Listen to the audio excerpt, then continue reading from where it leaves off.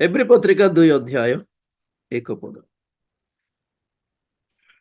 ଅତଏବ ଶୁଣାଯାଇଥିବା ବାକ୍ୟ ପ୍ରତି ଅଧିକ ମନୋଯୋଗୀ ହେବା ଆମ୍ଭମାନଙ୍କର ଉଚିତ, ନହେଲେ କାଳେ ଆମ୍ଭେମାନେ ଲକ୍ଷ୍ୟଭ୍ରଷ୍ଟ ହେବୁ। गोटे मिनट, प्रेज द लॉर्ड। तो आज टॉपिक है जो स्वर्गीय अति श्रेष्ठ उत्कृष्ट विषय सबू प्रभु आम्भ मान रखी से आम्भे माने काले वंचित हो हाथ छड़ा हो हराई बसबू से सुजोग से सौभाग्य जेमिति जिहुदी माने हराइले, दे लॉस्ट इट। आम्भे माने मध्य ताहा हजाई पारिबार संभावना परिस्थिति अच्छी बोली आपण मान को जनाउछि। We are very much vulnerable to lose this glorious things। এই গৌরবময় विषय को हराई बसबू काले, तेणुक केतेक विषय प्रति सावधान हेबा आवश्यक बोली आम को पाउलो हेब्री पत्रिका रे कहिसंती। प्राय पुरातन नियमर से यहूदी माने तो यीशु ख्रीष्ट को अस्वीकार करने द्वारा बहुत किछि हराई छंती। सेमानकर साहस कौन माने आमे यीशु को मानलु नहीं, बस एतकी सदा प्रभु को तो मानुछु ना, व्यवस्था तो मानुछु।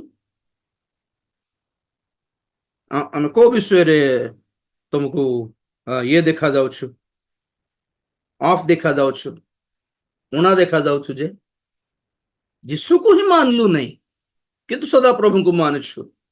यीशु रक्षा न करले भी सदा प्रभु रक्षा करि पारबे बोलिबार साहस एबे भी यहूदी मानकर।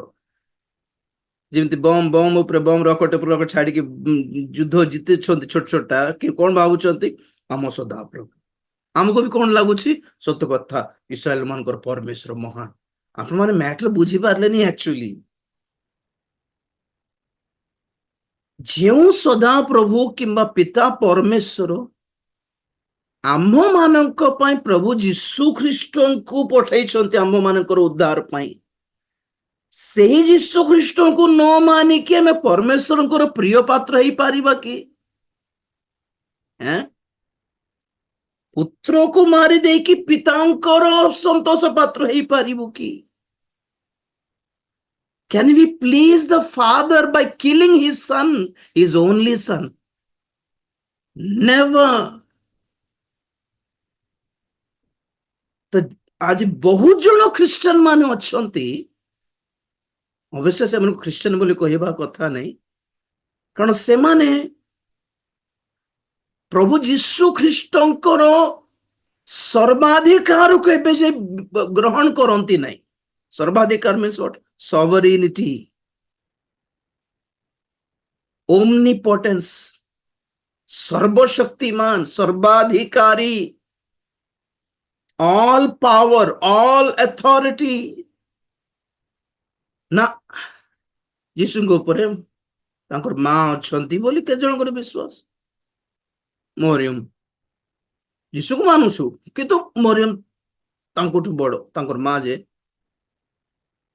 आउ के जन कर यीशु पुत्र पुत्र क्या पुत्र बड़ बड़ के पिता।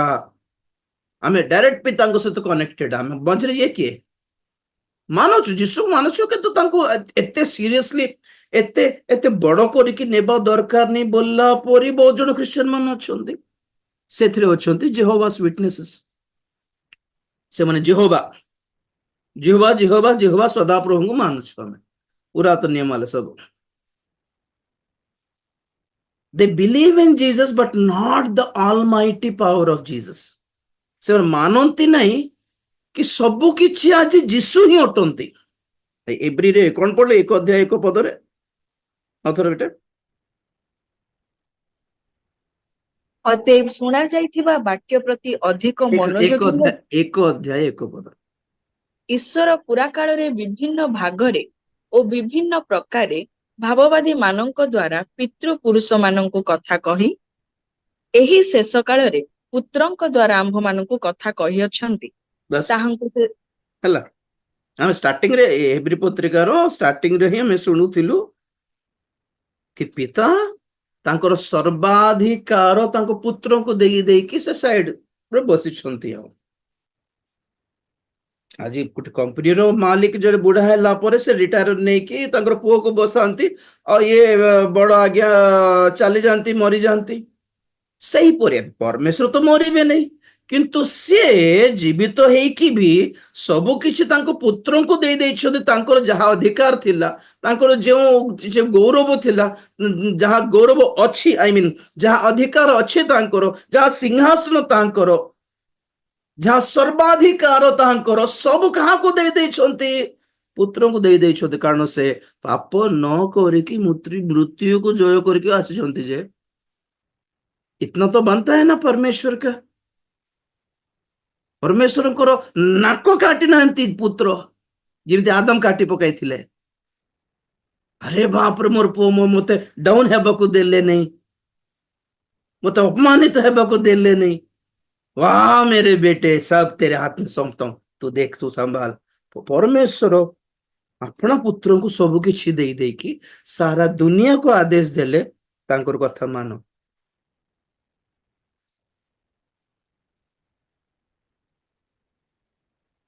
ତ ବହୁତ ଜଣ ଖ୍ରୀଷ୍ଟିଆନ ମାନେ ବି ଅଛନ୍ତି ଯେଉଁମାନେ ଯୀଶୁଙ୍କୁ ସେତିକି ମାନୁନାହାନ୍ତି ଯେତିକି ପରମେଶ୍ୱରଙ୍କୁ ମାନୁଛନ୍ତି।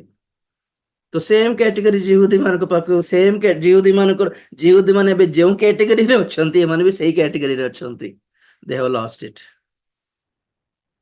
ଏଇ ଅବସ୍ଥାରେ ଯେତେବେଳେ ଖ୍ରୀଷ୍ଟିଆନ ମାନେ ଅଛନ୍ତି, ସେମାନେ ଏଇ ସୌଭାଗ୍ୟ ହରାଇବେ। ହଁ, ଯୀଶୁ ଖ୍ରୀଷ୍ଟଙ୍କୁ ହିଁ ସବୁ କିଛି ହ୍ୟାଣ୍ଡ ଓଭର କରାହେଲା। କାହିଁ 2-3ଟା ପଦ କୁହନ୍ତୁ ଆପଣ ମାନେ ଯାହା ମନେ ଅଛି।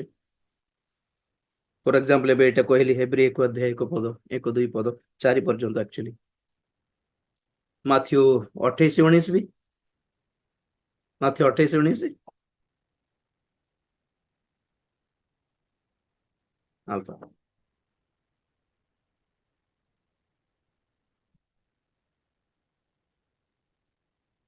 ଅତଏବ ତୁମ୍ଭେମାନେ ଯାଇ ସମସ୍ତ ଜାତିର ଲୋକଙ୍କୁ ପିତା, ପୁତ୍ର ଓ ପବିତ୍ର ଆତ୍ମାଙ୍କ ନାମରେ ବାପ୍ତିସ୍ମ ଦେଇ ଗୋଟେ ମୁଁ 18 ପଢିବି। ପୁଣି ଯୀଶୁ ସେମାନଙ୍କ ନିକଟକୁ ଆସି ଆଳାପ କରି କହିଲେ, ସ୍ୱର୍ଗ ଓ ପୃଥିବୀର ସମସ୍ତ ଅଧିକାର ମତେ ପ୍ରଦତ୍ତ ହୋଇଅଛି।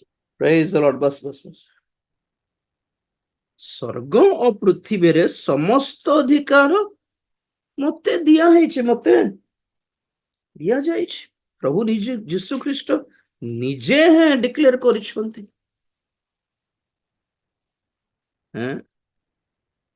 ପ୍ରେଜ୍ ଦ ଲର୍ଡ।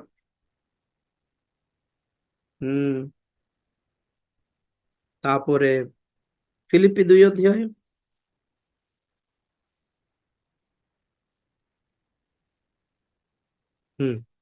9 ପଦ। ଏହି କାରଣରୁ ଈଶ୍ୱର ତାହାଙ୍କୁ ଅତିଶୟ ଉନ୍ନତ କରିଅଛନ୍ତି, ପୁଣି ସମସ୍ତ ନାମ ଅପେକ୍ଷା ସର୍ବୋତ୍କୃଷ୍ଟ ନାମ ତାହାଙ୍କୁ ପ୍ରଦାନ କରିଅଛନ୍ତି, ଯେପରି ସ୍ୱର୍ଗ, ମର୍ତ୍ତ୍ୟ ଓ ପାତାଳରେ ଥିବା ପ୍ରତ୍ୟେକ ଜାନୁ ଯୀଶୁଙ୍କ ନାମରେ ନତ ହେବ। ପୁଣି ପିତା ଈଶ୍ୱରଙ୍କ ଗୌରବ ନିମନ୍ତେ ପ୍ରତ୍ୟେକ ଜିହ୍ୱା ଯୀଶୁ ଖ୍ରୀଷ୍ଟ ପ୍ରଭୁ ବୋଲି ସ୍ୱୀକାର କରିବ। Wow, bus. କଣ? ଏ କାରଣରୁ 9 ପଦରେ, କୋଉ କାରଣରୁ? 8 ପଦରେ, ସେ କ୍ରୁଶୀୟ ମୃତ୍ୟୁ ବରଣ କରିବା ପର୍ଯ୍ୟନ୍ତ ନିଜକୁ ନତ କଲେ, ବାଧ୍ୟ ହେଲେ, ଆଜ୍ଞାବହ ହେଲେ। କ୍ରୁଶୀୟ ଏତେ ଅପମାନଜନକ ମୃତ୍ୟୁବରଣ କରିବାକୁ ମଧ୍ୟ ସେ ମନା କଲେନି। ଓକେ ପିତା, if you are happy I will go. ତମେ ଏଥିରେ ଖୁସି କି? ଠିକ ଅଛି, ମୁଁ ଯାଉଛି ତଳକୁ। ଗଲେ ପୁଣି ତଳକୁ, ପାତାଳକୁ। ତେଣୁକରି ପରମେଶ୍ୱର କଣ କଲେ? ଏହି କାରଣରୁ ତାହାକୁ ଅତିଶୟ ଉନ୍ନତ, ତ ବୋଲ କାହା ପରେ ହେ ପ୍ରଭୁ ଯୀଶୁ ଅତିଶୟ ଉନ୍ନତ କଲେ। ପୁଣି ସର୍ବନାମ ଅପେକ୍ଷା ସର୍ବଶ୍ରେଷ୍ଠ ନାମ ତାହାଙ୍କୁ ପ୍ରଦାନ କଲେ, ଗିଫ୍ଟେଡ, ପ୍ରାଇଜ, ରିୱାର୍ଡେଡ। ସର୍ବନାମ ଠାରୁ ଉନ୍ନତ, ଉଚ୍ଚତମ, ଉତ୍କୃଷ୍ଟ, ସର୍ବଶ୍ରେଷ୍ଠତମ ନାମ। ଆଉ ପ୍ରତ୍ୟେକ ଆଣ୍ଠୁ ଯୀଶୁଙ୍କ ନାମରେ ନତ ହେବ। ଆଉ 11th verse ବହୁତ ସୁନ୍ଦର। ପୁଣି ପିତା ଈଶ୍ୱରଙ୍କ ଗୌରବ ନିମନ୍ତେ ପ୍ରତ୍ୟେକ ଜିହ୍ବା ଯୀଶୁ ଖ୍ରୀଷ୍ଟଙ୍କୁ ପ୍ରଭୁ ବୋଲି ସ୍ୱୀକାର କରିବ। କଣ କଣ କଣ ପୁଣି ଯୀଶୁ ଖ୍ରୀଷ୍ଟଙ୍କୁ ପ୍ରଭୁ ବୋଲି ସ୍ୱୀକାର କରିବା ଦ୍ୱାରା କିଏ ଗୌରବ ପାଉଛନ୍ତି? ପୁଣି ପିତା ଈଶ୍ୱର ଗୌରବ ପାଉଛନ୍ତି। ପୁଣି ବହୁତ ଖୁସି। ପୁଣି ସେ very much pleased because ଆମେ ଯୀଶୁଙ୍କୁ ମାନିଲୁ ବୋଲି। ଏଫେସୀ 1 ଅଧ୍ୟାୟ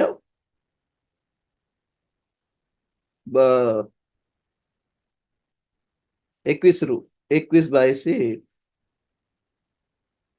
ଏଫେସୀ 1 ଅଧ୍ୟାୟ 21-22। ହଁ, ସେ ସମସ୍ତଙ୍କ ଉପରେ ତାହାଙ୍କୁ ଉନ୍ନତ କରାଇ ସ୍ୱର୍ଗରେ ଆପଣା ଦକ୍ଷିଣ ପାର୍ଶ୍ୱରେ ଉପବେଶନ କରାଇଲେ। ଆଉ ସମସ୍ତ ବିଷୟ ତାହାଙ୍କ ପାଦ ତଳେ ବଶୀଭୂତ କରି ରଖି ତାହାଙ୍କୁ ସର୍ବ ବିଷୟର ମସ୍ତକ ସ୍ୱରୂପେ ମଣ୍ଡଳୀକୁ ଦାନ କଲେ। ବାସ୍ ବାସ୍ ବାସ୍ ବାସ୍। 20 ବି ପଢିବାର ଥିଲା। ସେହି ଶକ୍ତି ସେ ଖ୍ରୀଷ୍ଟଙ୍କ ଠାରେ ସାଧନ କରି ତାହାଙ୍କୁ ମୃତମାନଙ୍କ ମଧ୍ୟରୁ ଉଠାଇ ସମସ୍ତ ଆଧିପତ୍ୟ, କର୍ତ୍ତାପଣ, ଶକ୍ତି, ପ୍ରଭୁତ୍ୱ, ପୁଣି ଇହକାଳ ଓ ମଧ୍ୟ ପରକାଳରେ ଯେତେ ନାମ ଖ୍ୟାତ, ସେ ସମସ୍ତଙ୍କ ଉପରେ ତାହାଙ୍କୁ ଉନ୍ନତ କରାଇ ସ୍ୱର୍ଗରେ ଆପଣା ଦକ୍ଷିଣ ପାର୍ଶ୍ୱରେ ଉପବେଶନ କରାଇଲେ। ବାସ୍ ଗୋଟେ ମିନିଟ। ମୃତ୍ୟୁରୁ ତାଙ୍କୁ ଉତ୍ଥାପନ କରାଇ କଣ କଲେ? ପୁଣି ସମସ୍ତ ଆଧିପତ୍ୟ, ସମସ୍ତ କର୍ତ୍ତାପଣ, ସମସ୍ତ ଶକ୍ତି, ସମସ୍ତ ପ୍ରଭୁତ୍ୱ, ଇହକାଳରେ ପରକାଳରେ ଥିବା ସମସ୍ତ ଯେତେ ନାମ ଖ୍ୟାତ, ସେ ସମସ୍ତ ନାମ ଉପରେ ତାହାଙ୍କୁ ଉନ୍ନତ କରାଇ। ସବୁ ନାମରୁ ଉନ୍ନତ ନାମ ମାନେ କଣ? ଯୀଶୁଙ୍କ ନାମ ଉପରେ କାହାର ନାମ ନାହିଁ? ତାଙ୍କର ସିଂହାସନ ସମସ୍ତଙ୍କ ଠାରୁ ଉପରେ, ମାନେ ସେଇ ସିଂହାସନ ଠାରୁ ଉପରେ କାହାର ସିଂହାସନ ନାହିଁ? ମାନେ ଯୀଶୁଙ୍କ ଠାରୁ ବଡ କେହି ନାହାନ୍ତି ବୋଲି ଅର୍ଥ। ଉନ୍ନତ କରାଇ ସ୍ୱର୍ଗରେ ଆପଣା ଦକ୍ଷିଣ ପାର୍ଶ୍ୱରେ ଉପବେଶନ କରାଇଲେ। ପୁଣି ମାନେ ଯୀଶୁ କୋଉଠି ଅଛନ୍ତି? ଇକ୍ୱାଲ ଟୁ ଗଡ୍। ଯୀଶୁ ପରମେଶ୍ୱର ପିତାଙ୍କ ଉପରେ ବି ନାହାନ୍ତି, ପିତାଙ୍କ ତଳରେ ବି ନାହାନ୍ତି। ମାନେ ସ୍ୱର୍ଗରେ ପିତା ଈଶ୍ୱର ଯେତିକି, ସ୍ୱର୍ଗରେ ଯୀଶୁ ଖ୍ରୀଷ୍ଟ ସେତିକି। ସ୍ୱର୍ଗରେ ପିତା ଯେତେ କହିଲେ ଯେତେ, ଯୀଶୁ କହିଲେ ବି ସେତିକି। ତ ଏବେ ଆଜି ବି ବହୁତ ଜଣ ଖ୍ରୀଷ୍ଟିଆନ, ସୋ କଲ୍ଡ ଖ୍ରୀଷ୍ଟିଆନ, ନିଜକୁ ଖ୍ରୀଷ୍ଟିଆନ ବୋଲି ଭାବୁଥିବା କେତେ ଜଣ ଖ୍ରୀଷ୍ଟିଆନ ମାନଙ୍କର କଥା କହୁଛି, ସେମାନେ ଯୀଶୁଙ୍କୁ ଡାଉନ ହିଁ ଭାବୁଛନ୍ତି ଏବେ ପର୍ଯ୍ୟନ୍ତ, ଯେମିତି ଯିହୁଦୀ ମାନେ ଭାବି ନେଇଛନ୍ତି। ସେମିତି ମୁସଲିମ ମାନେ ବି ଯୀଶୁଙ୍କୁ ମାନନ୍ତି କିନ୍ତୁ ଈଶ୍ୱର ବୋଲି ମାନନ୍ତି ନାହିଁ। ଯିହୁଦୀ ମାନେ ମଧ୍ୟ ଯୀଶୁଙ୍କୁ ମାନ ବୋଲି କହିଲେ ମାନିବୁ, ଯେ ଖ୍ରୀଷ୍ଟ ବୋଲି ମାନିବୁନି, ତାଙ୍କୁ ତ୍ରାଣକର୍ତ୍ତା ବୋଲି ମାନିବୁନି, ଈଶ୍ୱର ବୋଲି ମାନିବୁନି, ଈଶ୍ୱରଙ୍କ ପୁତ୍ର ବି ମାନିବୁନି, କିନ୍ତୁ ମାନିବେ। ପୁଣି ଯିହୁଦୀ ମାନେ ବି ସେମିତି, ମୁସଲିମ ମାନେ ସେମିତି, ବିଜାତି ମାନେ ସେମ କଥା। ସବୁ ଦେବା ଦେବୀ ଭିତରେ ଯୀଶୁ ବି ଜଣେ ଭଲ ଲୋକ ଥିଲେ, ବୋଲା ପରି। ତ ଯେଉଁମାନେ ଯୀଶୁଙ୍କର ସର୍ବାଧିକାରକୁ, ସଭରିନିଟି, ମତେ ଓଡିଆରେ ଠିକ ସାହିତ୍ୟିକ ୱାର୍ଡ ଆସୁନି, ଆପଣ ବୁଝି ଯାଆନ୍ତୁ। ସଭରିନିଟି, the glory, the power, almighty, ସର୍ବଶକ୍ତିମାନ, ସର୍ବାଧିକାର, all powerful, all authority, ପରମେଶ୍ୱର ନିଜେ ପୁତ୍ରଙ୍କୁ ଦାନ କରିକି ବସିଛନ୍ତି। ଆପଣଙ୍କୁ ମତେ କଣ ପ୍ରୋବ୍ଲେମ ହେଉଛି ବୋଲଛନ୍ତି?